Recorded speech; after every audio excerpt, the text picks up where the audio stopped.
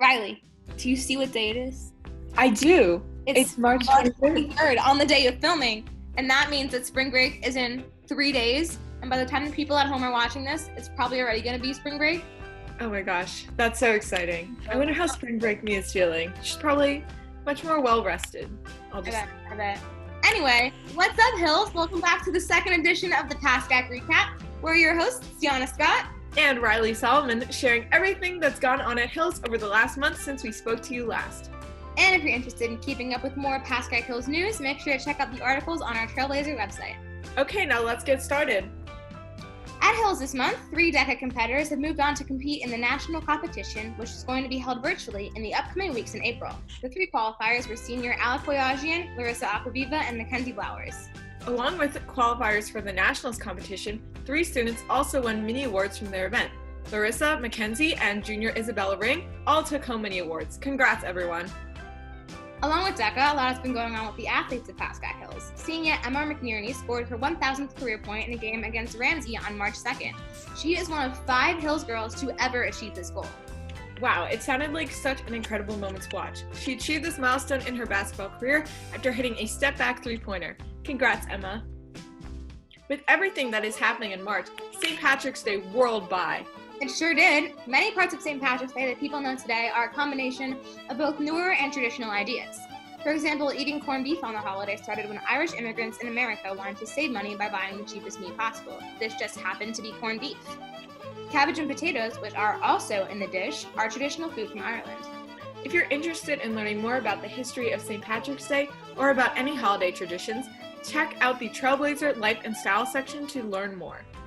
Another major event that happened this month was the Grammys. Megan Thee Stallion, Harry Styles, and Taylor Swift, and a ton of other artists won multiple awards for their work.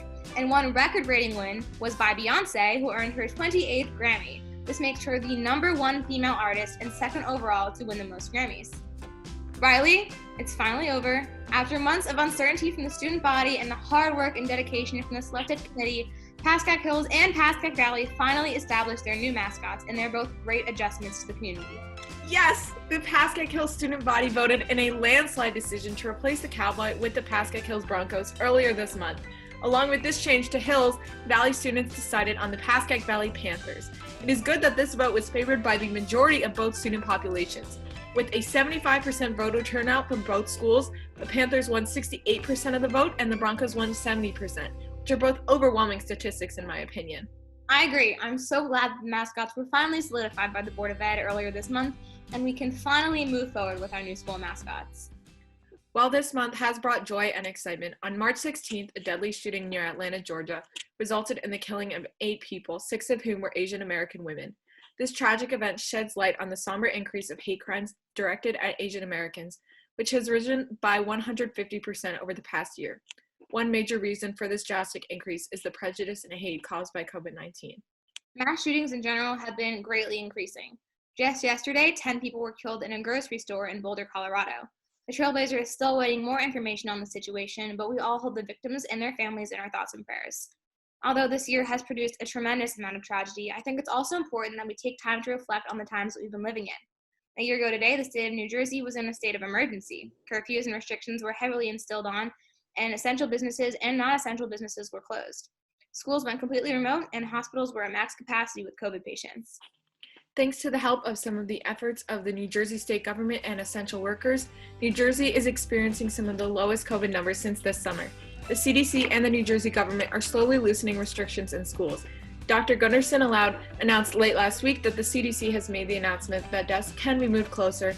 Instead of being 6 feet apart, they can be 3 feet apart. However, Dr. Gunderson did say that since the Pascack Valley district is still in a high spread area, we cannot be doing that. But it is hopeful that restrictions will be lowered soon.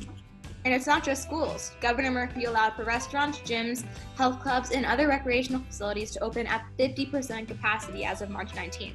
Just around the anniversary of COVID appearing in New Jersey for the first time. And we're finally starting to see a glimpse of normalcy returning again. Thank God. Well, it looks like we have you all caught up on some of the major events that have gone on this past month. Thank you all so much for watching, and make sure to follow the PHHS Trailblazer on Instagram for more updates on your school news. Also, if you're interested in learning more about any of the news that we covered today, make sure to read the articles that have been published on all the previous headlines and on the Trailblazer website. There you'll find more in-depth reports on important school events and headlines. Thanks again for watching Pascack Hills. Once again, we're your anchors, Riley Solomon I'm Fiona Scott, and we'll see you next month on the Pascack Recap.